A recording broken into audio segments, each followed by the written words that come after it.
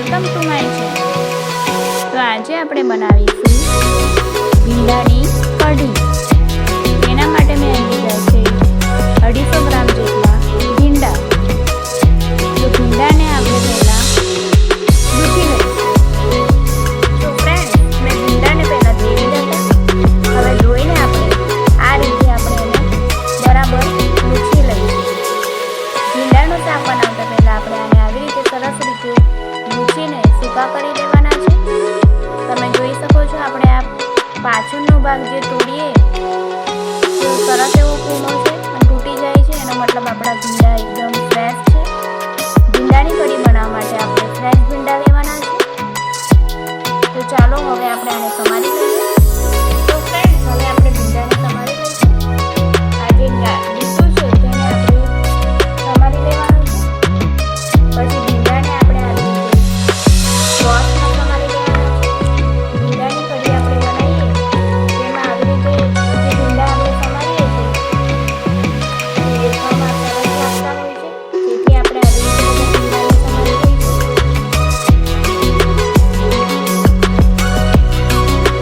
Friends, કઢી બનાવવા માટે મેં અહીં લીધી છે 500 ગ્રામ જેટલી છાશ। તમારે ખાટી છાશ લેવાની છે। પછી આપણે તેમાં નાખીશું 2 ચમચી જેટલો ચણાનો લોટ।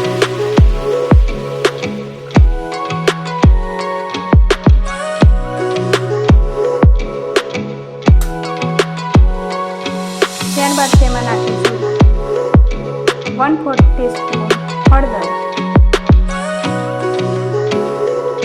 ત્યારબાદ તેમાં નાખીશું 1/2 ચમચી જેટલું મીઠું અને ત્યારબાદ મેં આટલો ગોળ સમારીને લીધો છે। તમારે ગોળની જગ્યાએ તમારે ખાંડ લેવી હોય તો ખાંડ પણ તમે લઈ શકો છો। હવે આપણે આ ગોળામાં નાખી દઈશું। સો ફ્રેન્ડ્સ, છાશમાં આપણે ગોળ, મીઠું, હળદર, ચણાનો લોટ નાખ્યા પછી આપણે આ રીતે સરસ રીતે મિક્સ કરી લેવાનું છે। તમે જોઈ શકો છો, સરસ રીતે આપણું છાશની અંદર બધું મિક્સ થઈ ગયું છે।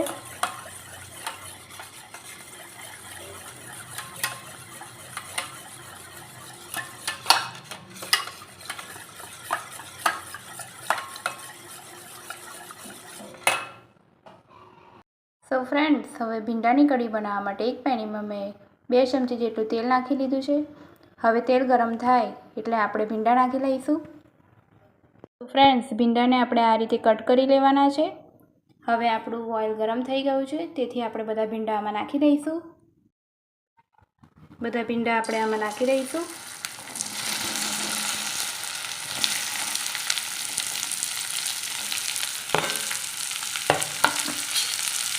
બરાબર હલાવી લઈશું હવે આપણે આને।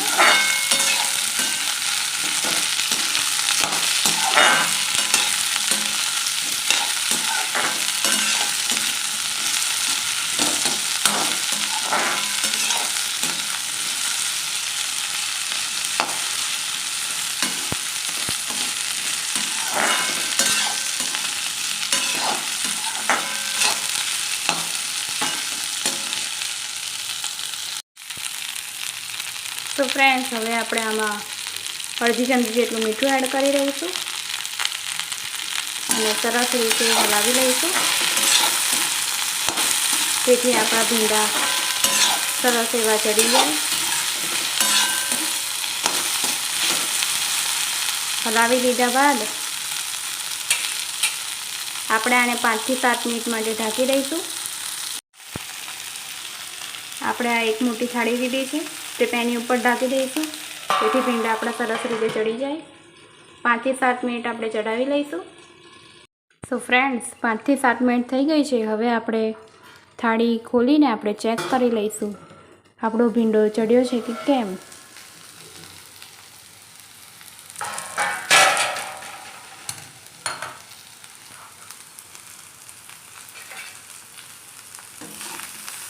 તમે જોઈ શકો છો, આપણો ભીંડો સરસ રીતે ચડી ગયો છે। સરસ રીતે આપણો ભીંડો ચડી ગયો છે, એટલે હવે આપણે ગેસની ફ્લેમ ઓફ કરી દઈએ.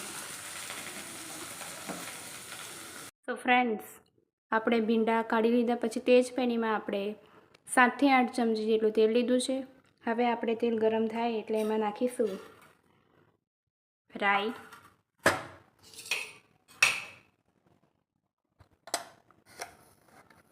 અડધી ચમચી જેટલી રાઈ નાખવાની છે.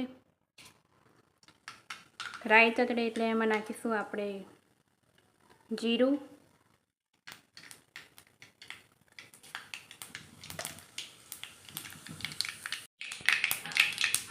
જીરું નાખ્યા પછી આપણે 1/4 ટીસ્પૂન નાખીશું આપણે મેથી. ત્યારબાદ નાખીશું આપણે ચપટી હિંગ, તમાલપત્ર, તજનો નાનો ટુકડો, 2 લવિંગ, 1 સૂકું મરચું નાખી દઈશું. ત્યારબાદ મેં આદુ લસણની પેસ્ટ લીધી છે 1 ચમચી, તે તેમાં નાખી દઈશું.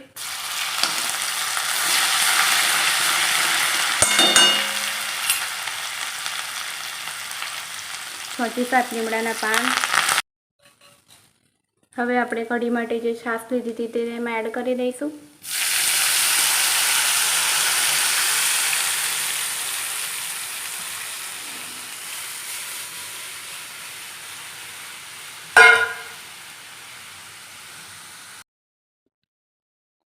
છાશ એડ કરી દીધા પછી આપણે ધીમા ગેસે આપણે તેને કૂક થવા દઈશું, એટલે આપણો ચણાનો લોટ બરાબર છાશમાં સરસ રીતે કૂક થઈ જાય. તમે જોઈ શકો છો સરસ એવો આપણો કલર દેખાઈ રહ્યો છે. જો તમને આવો પીળો કલર ગમતો હોય તો તમે હળદર થોડી વધારે નાખી શકો છો, અને જો તમને થોડો લાઇટ કલર ગમતો હોય તો તમે હળદર તેમાં ઓછી નાખી શકો છો. હવે આપણે તેને બરાબર રીતે 5 થી 7 મિનિટ માટે ઉકળવા દઈશું, એટલે આપણો ચણાનો લોટ બરાબર રીતે મિક્સ થઈ જાય અને ચડી જાય. સો ફ્રેન્ડ્સ, કઢીને આપણે આ રીતે હલાવતું રહેવાનું છે, એટલે આપણી છાશ ફાટી ના જાય.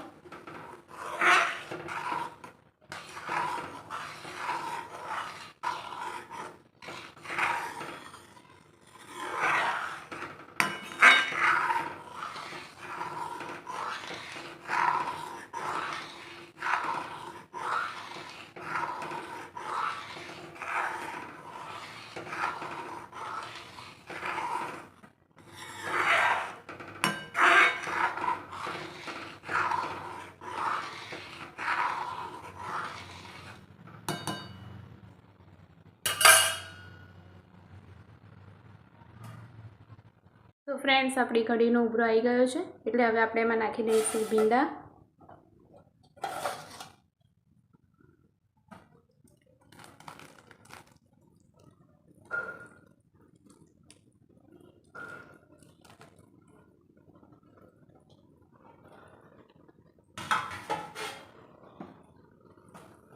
હવે આપણે તેને બરાબર રીતે હલાવી લઈશું, એટલે ભીંડામાં આપણો કઢીનો સ્વાદ આવી જાય. અને 2 થી 3 મિનિટ માટે આપણે આને કૂક થવા દઈશું.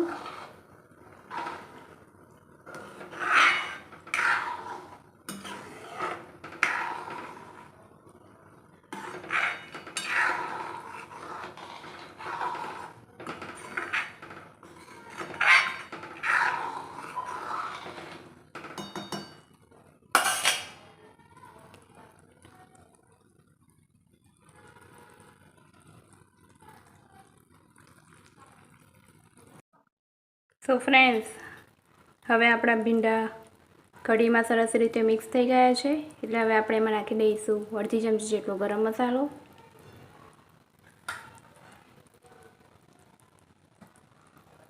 1/4 ટીસ્પૂન જેટલું આપણે નાખી દઈશું ધાણા જીરું પાવડર, અને બરાબર રીતે આપણે હવે એને હલાવી લઈશું.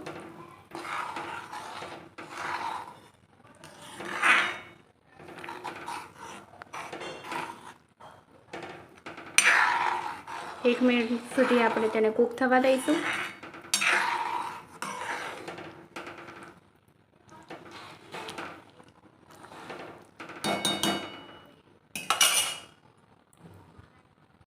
સો ફ્રેન્ડ્સ, હવે આપણે ગાર્નિશિંગ માટે આપણે ધાણા નાખી દઈશું અને ગેસની ફ્લેમ ઓફ કરી દઈશું. બરાબર રીતે હલાવી લઈશું.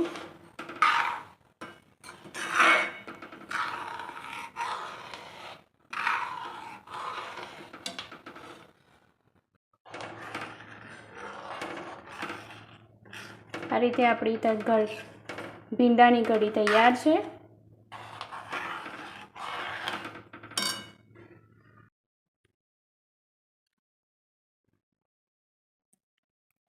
આ કઢીને આપણે ભાતમાં નાખીને આપણે ખાઈ શકીએ છીએ.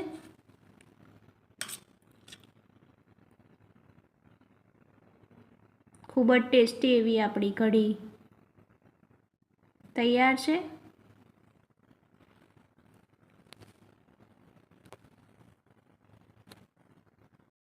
સો ફ્રેન્ડ્સ, તમે જોઈ શકો છો આપણી ભીંડાની કઢી તૈયાર છે. મેં અહીં ભાત અને ડુંગળી સાથે સર્વ કરી છે. તમે તેને રોટલી સાથે પણ ખાઈ શકો છો. જોતાં જ ખાવાનું મન થઈ જાય અને મોઢામાં પાણી આવી જાય તેવી આપણી ભીંડાની કઢી તૈયાર છે. હું તો નાની હતી ત્યારથી મારા ઘરમાં આવી રીતે જ કઢી બને છે ભીંડાની. તમારા ઘરમાં કઢી કેવી રીતે બને છે તમે તે મને કમેન્ટ સેક્શનમાં શેર કરો. અને જો તમને મારો વિડીયો ગમ્યો હોય તો તેને લાઈક, શેર અને સબસ્ક્રાઈબ કરો. Thank you.